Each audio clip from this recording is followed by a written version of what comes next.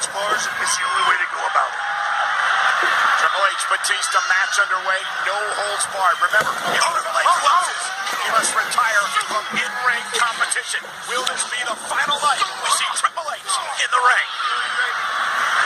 And again, fighting back now with right hands to the animal Batista. And Batista, a clubbing blow, takes out the game. Already getting physical. Lots of hats here in WWE. He's had WrestleMania week since last week. He's been going 7 strong days training in the ring.